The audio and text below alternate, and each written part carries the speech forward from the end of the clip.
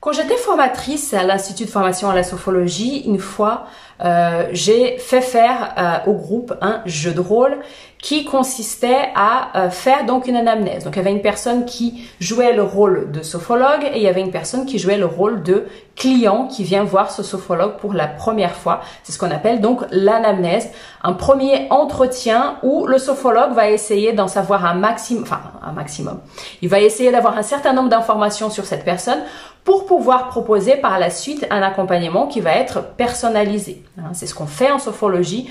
On s'intéresse à la personne, à ce qu'elle vit, à ce qu'elle ressent, à ses besoins, pour pouvoir créer par la suite ce qu'on appelle un protocole qui va être donc personnalisé. Donc, dans ce jeu de rôle, le client était censé être une femme qui souffrait de fibromyalgie. Et donc, la sophrologue était censée dérouler les questions qu'on pose naturellement lors de cette première rencontre. Et là, à ma grande surprise, et même à la surprise de l'ensemble du groupe, parce qu'on était déjà en fin de formation, donc le groupe avait déjà pas mal pratiqué des anamnèses auparavant, et cette femme donc qui jouait le rôle de sophrologue, elle a finalement assez peu posé de questions sur la fibromyalgie. Elle a pas demandé comment cette femme vivait cette fibromyalgie, quelles étaient les émotions, quelles étaient les sensations physiques rattachées à la fibromyalgie, à quelle fréquence elle avait des crises, si elle avait, enfin voilà. Elle n'a pas posé grand chose comme question sur la raison pour laquelle elle venait faire des séances de sophrologie. Donc c'était quand même assez bizarre. J'ai laissé dérouler bien sûr jusqu'à la fin. Et à la fin, en tant que formatrice, j'étais censée, moi et le groupe aussi, mais tout d'abord moi, faire mes retours sur ce que j'ai vu, sur ce que j'ai trouvé intéressant et aussi lui donner des axes d'amélioration. Et donc là, je lui explique évidemment et le groupe avait l'air tout à fait d'accord avec moi. Elle était passée un petit peu à côté de son anamnèse parce qu'elle avait oublié de poser certaines questions assez essentielles pour comprendre cette femme, pour comprendre cette cliente, pour finalement comprendre comment elle se sent et ce dont elle a besoin. Et donc là, elle me répond que elle n'a pas eu besoin de poser ces questions-là parce que elle-même, elle vit la fibromyalgie tous les jours, elle sait ce que c'est, elle est fibromyalgique. Et ce serait presque débile de poser des questions à cette femme sur ce qu'elle vit, sur ce qu'est la fibromyalgie, sur comment se manifeste la fibromyalgie, parce que c'est quelque chose que je vis tous les jours, donc je sais très bien ce que c'est. J'ai commencé cette vidéo par cette petite anecdote qui parle de fibromyalgie, mais ça c'est quelque chose que je vois très souvent chez les sophrologues et même d'autres thérapeutes évidemment. C'est un petit peu le syndrome de « je sais ce que c'est, je suis passé par là ». C'est valable pour les grossesses, c'est valable pour les maladies, c'est valable pour les divorces, c'est valable pour les déménagements, c'est valable pour plein de choses. En tant que sophrologue, bien sûr, on n'a pas 7 ans, on a déjà vécu un certain nombre de choses dans notre vie, bien, moins bien, peu importe, et on peut avoir face à nous un sophronisé qui vit quelque chose qu'on a déjà vécu dans le passé. Alors des fois c'est un choix, je décide en tant que sophrologue que je vais quelque part me spécialiser dans un public, les femmes enceintes par exemple, parce que je suis moi-même maman de 2 enfants, j'ai déjà accouché, j'ai déjà allaité, j'ai déjà été enceinte, je sais ce que c'est la grossesse, je sais ce que c'est le postpartum, donc j'ai envie d'accompagner ces personnes-là. Jusque-là, il n'y a pas de problème. Le fait de choisir un public qui est un public voilà, que vous appréciez particulièrement, pourquoi pas? Vous vous sentez à l'aise avec ce public-là, vous sentez que vous avez des choses à partager, pourquoi pas? Le problème va commencer quand, justement, vous êtes plus attaché à ce que vous savez au lieu d'être attaché à ce que cette personne raconte. Là, dans l'exemple que j'ai donné, et c'est valable encore une fois, j'ai parlé de fibromyalgie, mais c'est valable pour absolument tout, quand vous êtes beaucoup plus attaché à ce que vous savez déjà, les généralités que vous connaissez sur les femmes enceintes, les fibromyalgiques, les personnes qui sont en traitement pour un cancer, vous n'écoutez pas la personne qui est en face de vous. Vous n'êtes pas phénoménologique, vous êtes en train de finalement d'écouter vos propres connaissances. Et en tant que sophrologue, on n'est pas là pour déjà parler de nos connaissances, c'est une évidence, mais on est là pour écouter la spécificité de cette personne qui est en face de nous.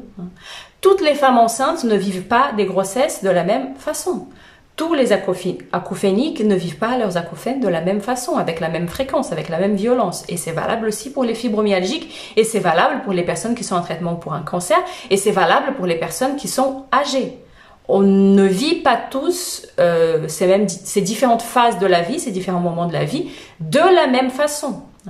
Et si vous êtes là à ne pas poser des questions, à ne pas vous intéresser à ce que vit cette personne parce que vous savez déjà ce que c'est, quelque part, il faut vous poser la question: pourquoi vous avez choisi de travailler avec ce public-là? Est-ce vraiment pour aider ces personnes-là, pour être à leur écoute? Ou est-ce pour vous rassurer sur vos propres connaissances, sur ce que vous savez déjà, pour étaler un petit peu vos connaissances, pour poser un petit peu en mode expert, je sais ce que c'est, je vais pouvoir vous aider, je vais pouvoir vous guider. Parce que si vous faites ça, déjà, vous n'êtes pas à l'écoute, et un sophrologue qui n'est pas à l'écoute, il n'est pas vraiment sophrologue. L'écoute thérapeutique est un peu la base de notre métier. Savoir les exercices de sophrologie, savoir animer un exercice, savoir construire un protocole, c'est très important évidemment, mais l'écoute, sans écoute, on ne crée pas d'alliance thérapeutique. Donc déjà, vous n'êtes pas sophrologue et posez-vous la question, est-ce que vous voulez passer pour l'expert de service? Est-ce que c'est une façon de vous rassurer sur votre propre vécu, sur vos propres connaissances? Si vous racontez à cette personne ce qu'elle doit faire, si vous êtes là pour donner des conseils, vous privez cette personne de trouver son propre chemin. La sophrologie, c'est avant tout se rencontrer avec soi-même. C'est pas très français ce que je raconte, mais c'est la rencontre avec soi, c'est s'écouter, c'est faire connaissance avec soi-même. C'est savoir ce qu'il y a. Moi-même, je suis la seule personne qui sait ce qu'il y a de mieux pour moi. Donc si je suis face à une autre personne qui est déjà passée, c'est moi en tant que client, je veux dire, je suis face à quelqu'un qui a déjà vécu ce que je suis en train de vivre et que cette personne me dit « faites ci, faites ça, faites ci, faites ça », je trouve pas mon propre chemin. Je suis juste en train d'écouter des conseils de quelqu'un. Et des conseils de quelqu'un, croyez-moi, nos sophronisés en ont plein partout. Ne vous inquiétez pas pour eux. S'ils ont une maladie ou si c'est une femme enceinte par exemple, ils sont déjà accompagnés par des médecins. Ils sont peut-être accompagnés déjà par d'autres spécialistes. Ils ont déjà leur famille, ils ont déjà leurs amis qui vont leur dire ce qu'ils doivent faire, ce qu'ils doivent pas faire, des conseils. Ils en ont plein partout. Vous n'êtes pas là pour donner des conseils, vous n'êtes pas là pour partager votre expérience, sauf si vraiment, à un moment donné, vous pouvez dire quelque chose qui va rassurer cette personne, mais il faut que ça soit vraiment très court et que l'intention derrière ça ne soit pas de vous rassurer sur le fait que vous êtes génial et que vous êtes quelqu'un de super et qui sait plein de choses. Il faut que l'intention soit encore une intention bienveillante d'aider et d'accompagner cette personne. Et il faut que ça reste vraiment exceptionnel. On n'est pas là pour parler de soi. Donc faites attention à ça, à ce syndrome de « je sais ce que c'est, je suis déjà passé par là ». Non, vous ne savez pas forcément ce que c'est, même si vous êtes déjà passé par quelque chose de plus ou moins similaire. Voilà donc le message d'aujourd'hui. J'espère que cette vidéo vous a quand même aidé, même si vous vous êtes reconnu et que c'est peut-être un peu douloureux de se reconnaître là-dedans. Il est toujours temps de corriger, de se poser des questions sur sa posture thérapeutique, de se corriger et de s'améliorer pour vos futurs sophronisés. Voilà, j'espère que cette vidéo vous aura quand même aidé et je vous retrouve donc très vite pour une prochaine vidéo.